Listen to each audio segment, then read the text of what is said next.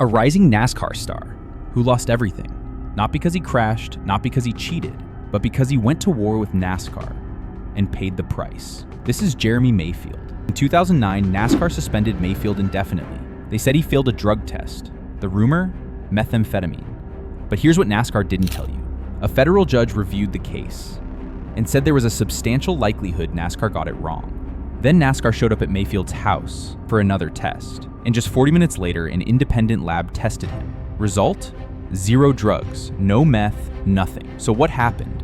Was Jeremy Mayfield the fastest drug flusher in history, or was he targeted? This story isn't just about a drug test. It's about power, retaliation, and what happens when you challenge the system.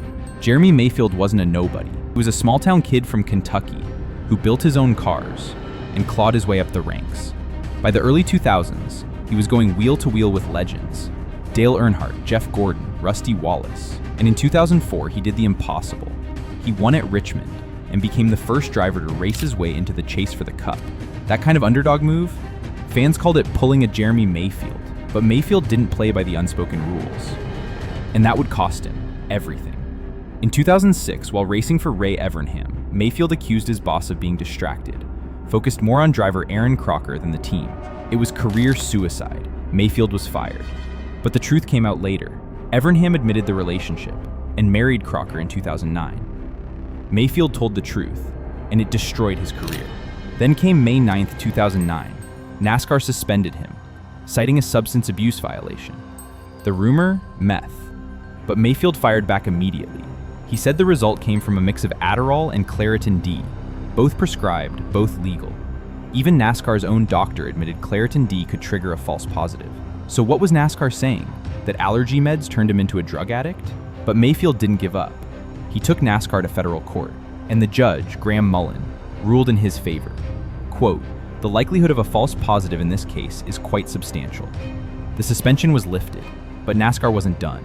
Just 5 days later, they showed up at Mayfield's house again. Another drug test, another so-called positive. But Mayfield didn't wait. He rushed to an independent lab just 40 minutes later. Their results? Clean. No meth, no drugs, nothing. Experts said it was medically impossible to flush meth from your system in 40 minutes. So, which test was real, and which one was rigged? Then came the betrayal. Mayfield's estranged stepmother, Lisa, suddenly claimed she'd seen him using meth since 1998. But here's the thing, she wasn't his legal mother. She didn't live with him. And, right after testifying, she trespassed on his property, attacked guests, and got arrested. Later, she withdrew her testimony. By now, Mayfield's racing team had collapsed. His home was foreclosed. He was even charged with felony possession of stolen property, though most of those charges were dropped.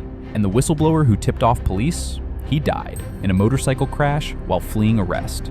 The deeper you go into this story, the darker it gets. It's been 14 years. Jeremy Mayfield is still banned from NASCAR, despite changes in policy, despite questions about the tests, despite everything. So now we ask, why did a federal judge say NASCAR was likely wrong? Why did an independent lab find nothing in his system? Why has Mayfield never been allowed back? Was he framed, or did he fake it all? Drop your thoughts in the comments. Was Jeremy Mayfield a victim or a liar? And if you want more racing stories that go beyond the checkered flag, like, subscribe, turn on notifications. Because here at Fast Track NASCAR, the truth deserves a green light too.